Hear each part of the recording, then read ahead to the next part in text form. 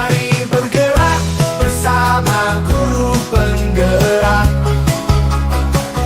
menebar manfaat bagi pendidikan merdeka.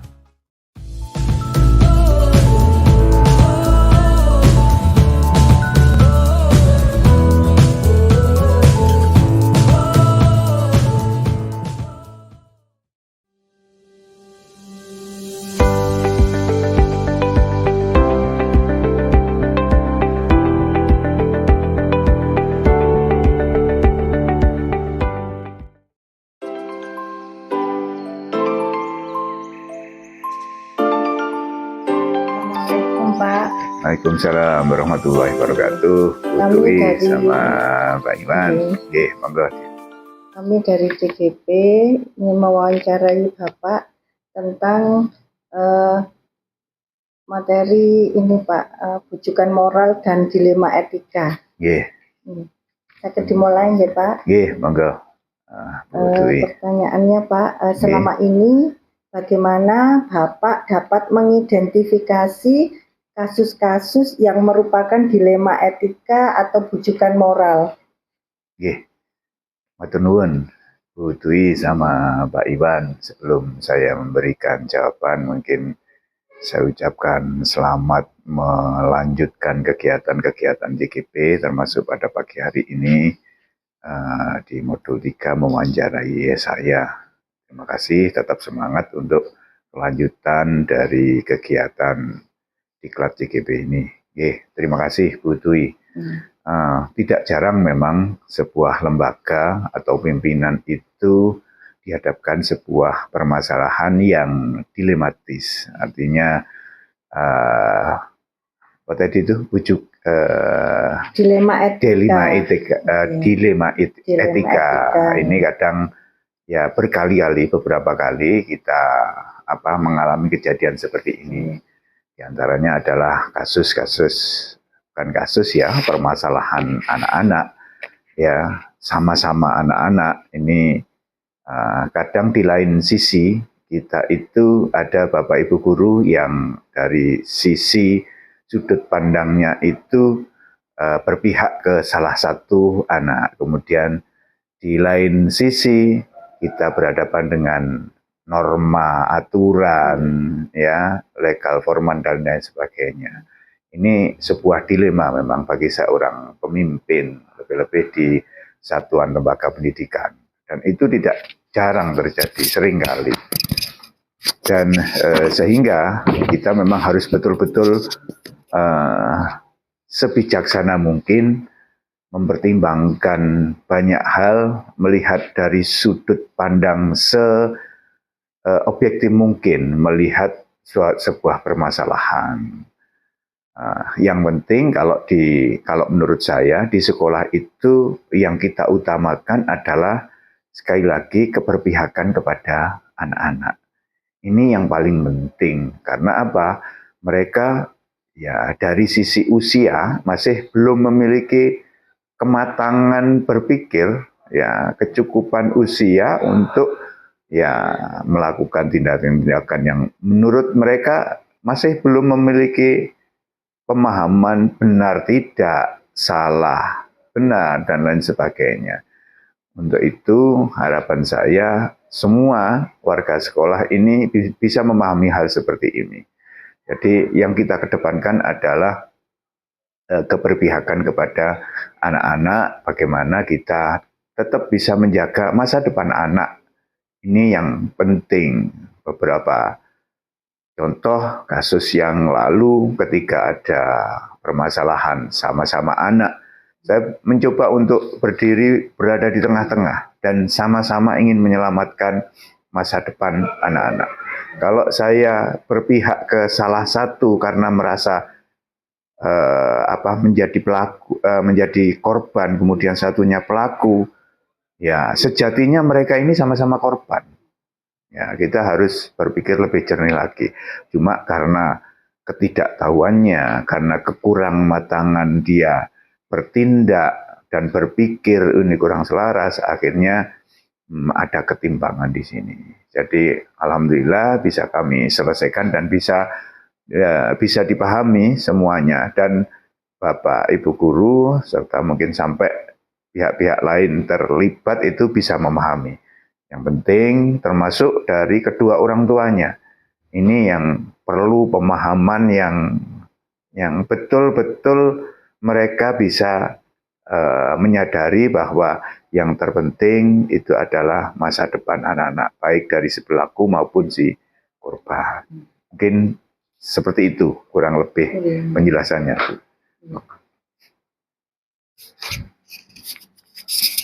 Ya, terima kasih Pak Nggih. Hussein.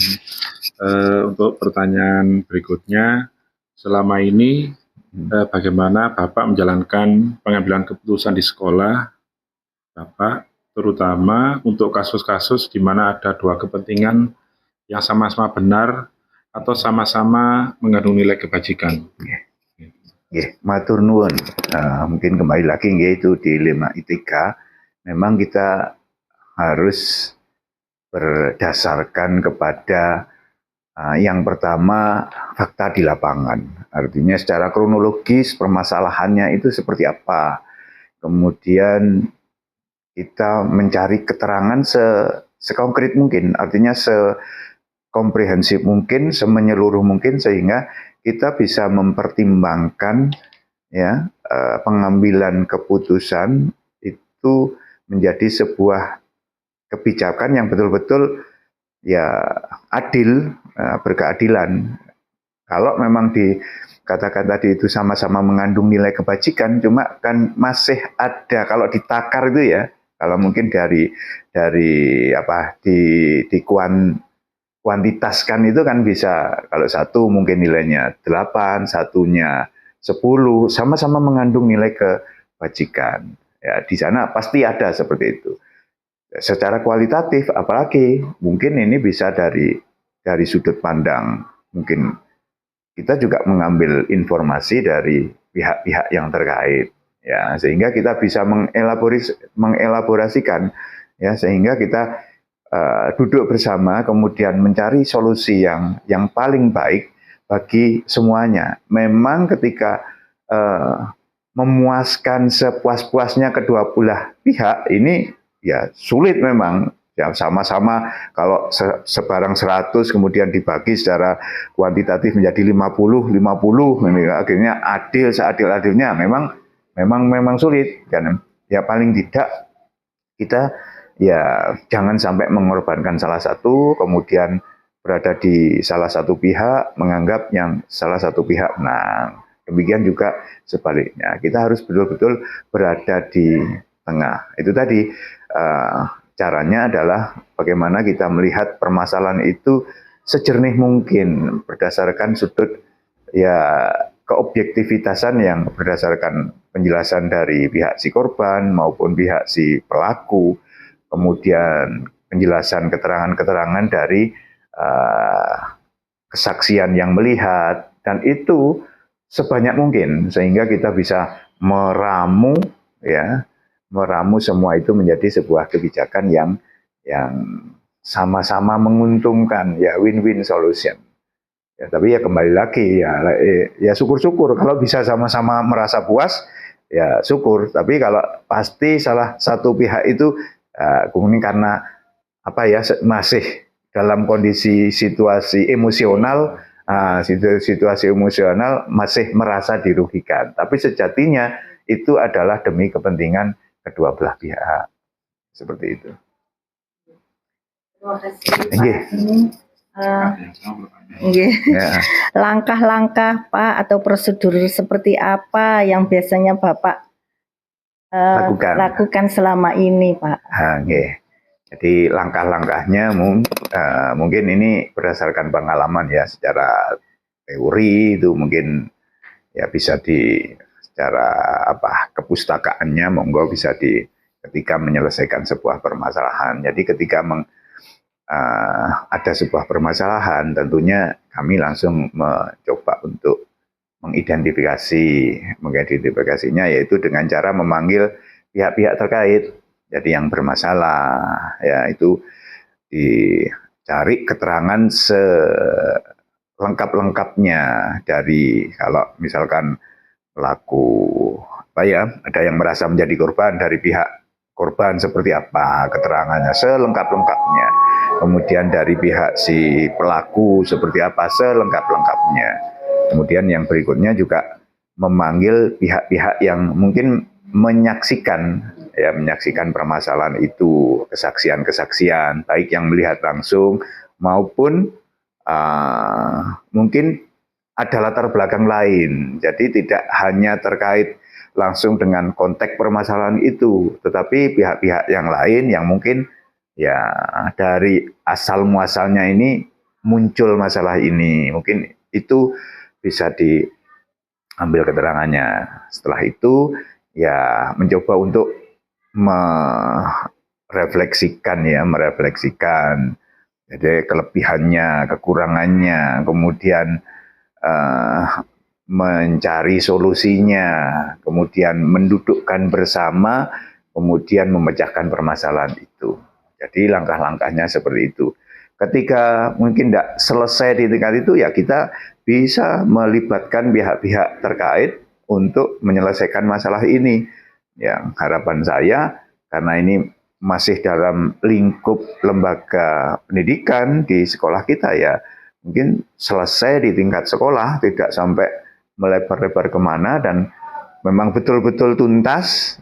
Dan ketuntasan ini bukan karena pemaksaan, tetapi memang betul-betul sudah menyadari bahwa ya itu muncul kesadaran dari masing-masing kedua belah pihak, betul-betul menyadari bahwa permasalahan itu bisa diselesaikan dengan solusi yang kita buat. Mungkin seperti itu. Oke, terima kasih. Berikutnya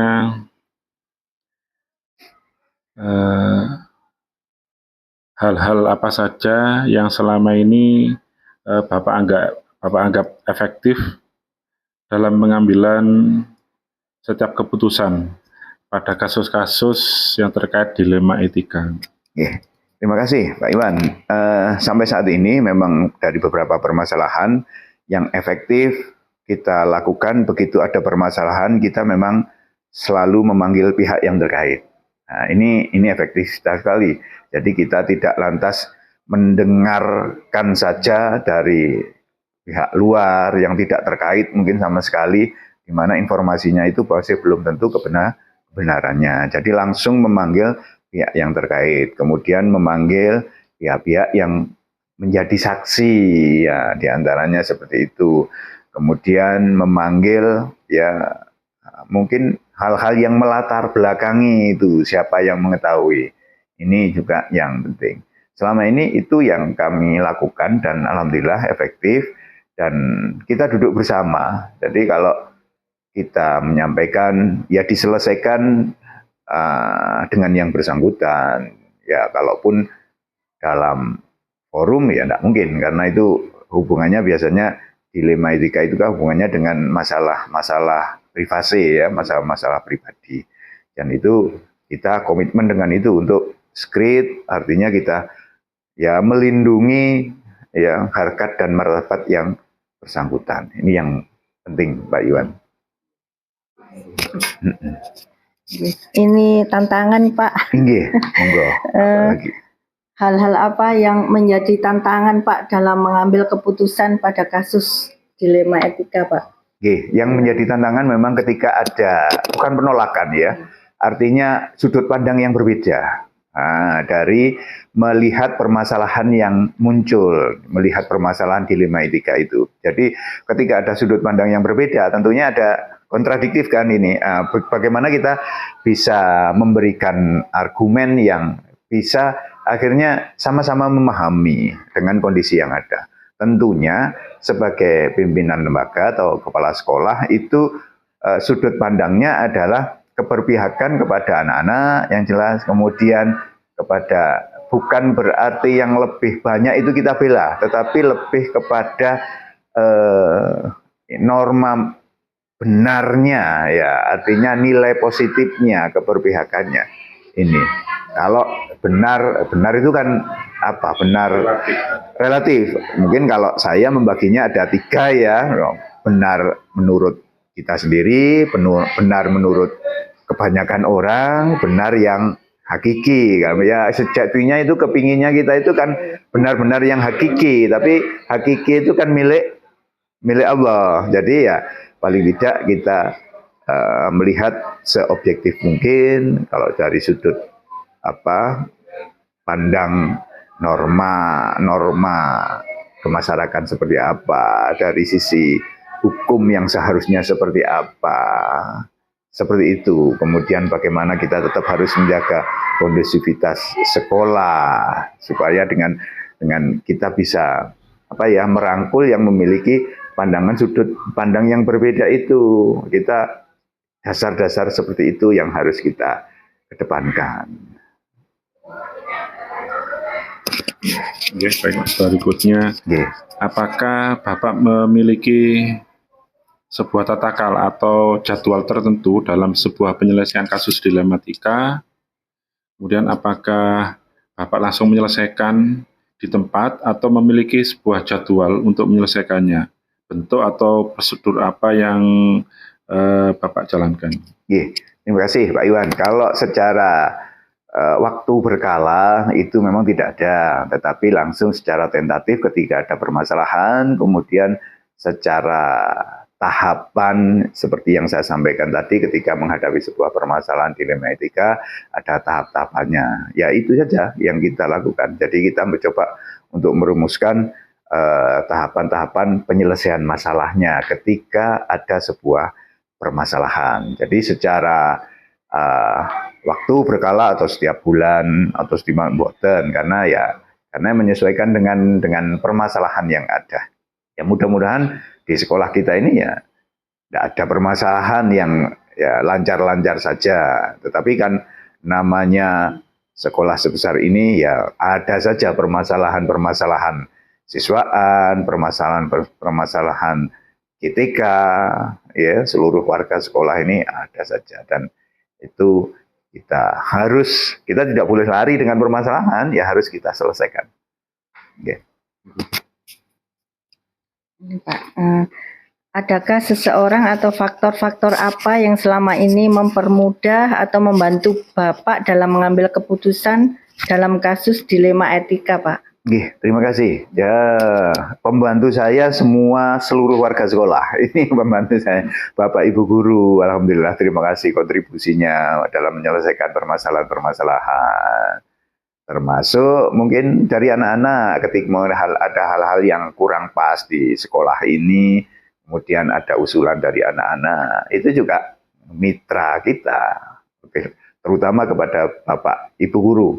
Itu merupakan ya teman kami, kolega kami untuk menyelesaikan permasalahan. Kami tidak bisa menyelesaikan permasalahan sendiri tanpa ada dukungan dari Bapak Ibu semuanya. Oke, terima kasih Pak Jani. Untuk pertanyaan terakhir nih. Ini, dari semua hal yang telah Bapak sampaikan, pembelajaran apa yang dapat Bapak petik dari pengalaman Bapak tadi dalam mengambil keputusan dilema etika?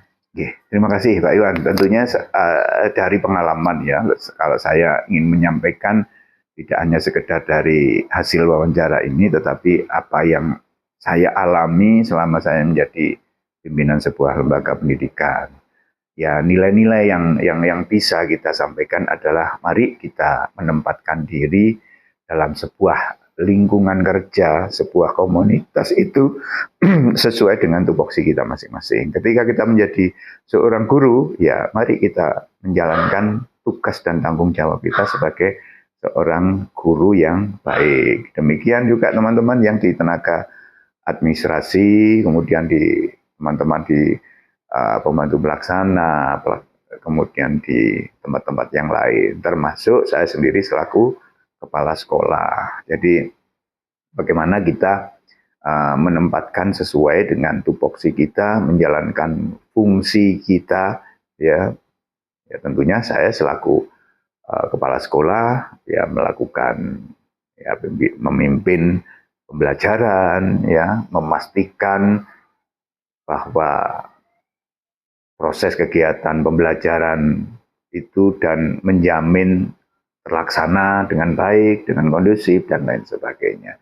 Termasuk melakukan pembinaan-pembinaan kepada teman-teman yang ada di sekolah ini. Mungkin ke sana Pak Iwan. Jadi nilai-nilai apa yang ingin saya pesankan kepada teman-teman, mari kita jalankan tugas tupoksi kita sesuai dengan tupoksi kita masing-masing. Oke. Terima kasih Bapak Jainul atas Thank you. kesediaannya dalam acara kegiatan wawancara kami. Mudah-mudahan Yeah. apa yang Bapak sampaikan tadi bisa bermanfaat bagi kami selaku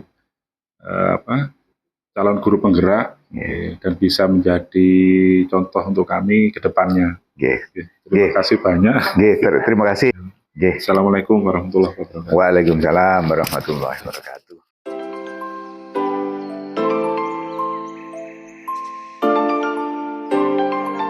Ustazah. Waalaikumsalam, Ibu.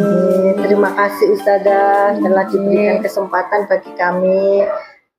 Kami dari calon guru penggerak mau mewawancarai atau ingin mewawancarai Ustazah selaku kepala sekolah SD Ar-Rahmah tentang pengambilan keputusan yang bijaksana dan dilema etika. Iya, iya Bu. Mulai nggih Ustazah? Iya. Selama ini bagaimana Ustazah dapat mengidentifikasi kasus-kasus yang merupakan dilema etika atau Iya. bujukan moral, Ustazah? Iya. Biasanya itu Bu, kalau ada anak-anak yang mengalami dilema etika yang mereka misalnya dilakukan di lapangan, misalnya mereka bertengkar, ya ada yang ingin menang sendiri, tidak mau mengalah misalnya gitu. Kita itu dudukkan dulu di kantor, kita identifikasi mana yang benar, mana yang salah. Soalnya kadang anak tidak mau merasa salah atau tidak mau merasa, selalu ingin merasa benar tindakannya, ingin merasa benar sendiri gitu. Jadi kita tanyai satu-satu dulu nih. Yang satu bicaranya seperti apa, alurnya kejadiannya seperti apa. Terus yang pihak keduanya juga kami tanyain dari versi yang ini bagaimana gitu. Setelah ketemu persoalannya, kita masih cari saksi. Nah, saksi di antara teman-temannya tadi seperti apa. Ketika saksinya sudah bilang seperti ini, baru kita bisa menyelesaikan itu perbedaan mereka. Itu dengan cara ya, kalau ada perbedaan pendapat bisa minta maaf gitu. Terus kemudian kalau masih berlanjut, misalnya masih kita kasih nasihat lagi. Gitu. Mungkin ada tantangannya nggih Ustazah? Tantangan dalam kasus ini bagaimana langkah-langkahnya Ustazah terkait tantangan dalam pengambilan keputusan? Iya. Tantangannya itu biasanya kalau wali murid itu ikut campur, Bu. Jadi kalau anaknya biasanya sudah terima, sudah minta maaf gitu, ternyata orang tuanya itu tidak terima, anaknya misalnya kena pukul matanya atau semata, itu biasanya wali murid yang jadi tantangan kami.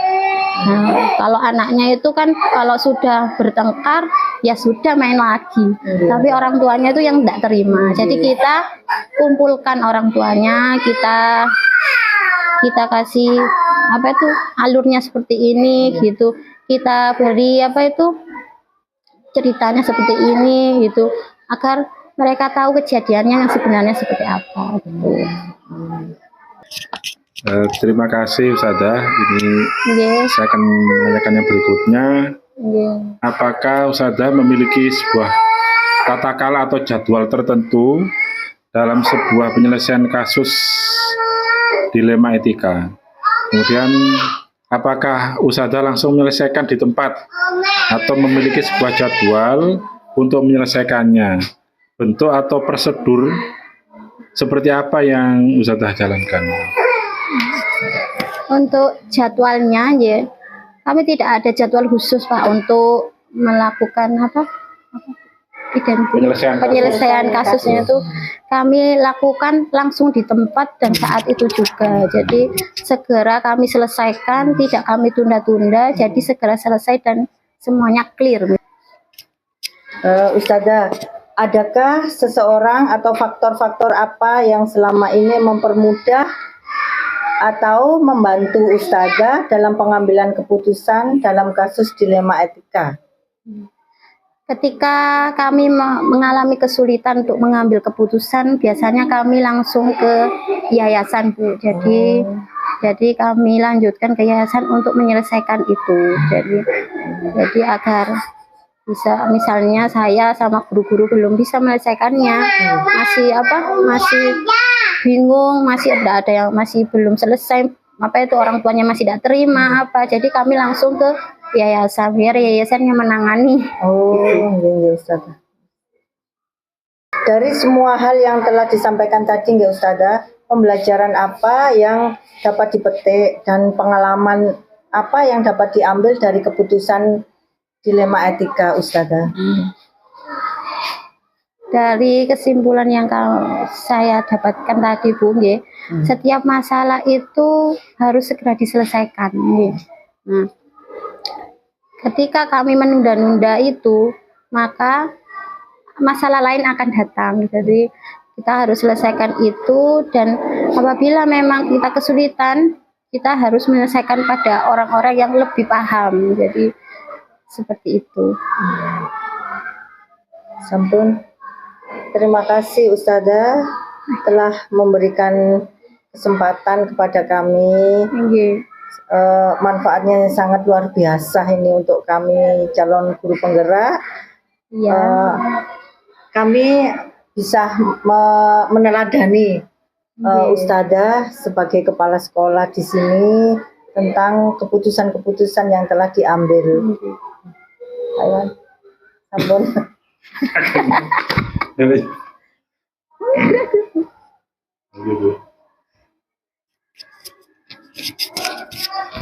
Ya, terima kasih Ustazah. Mudah-mudahan apa yang Ustazah sampaikan tadi bisa bermanfaat untuk kami, saya dan Bu Dwi selaku calon guru penggerak angkatan 10. Mudah-mudahan bisa bermanfaat untuk kami ke depannya. Terima kasih. Sama-sama. Assalamualaikum warahmatullahi wabarakatuh. Waalaikumsalam warahmatullahi wabarakatuh.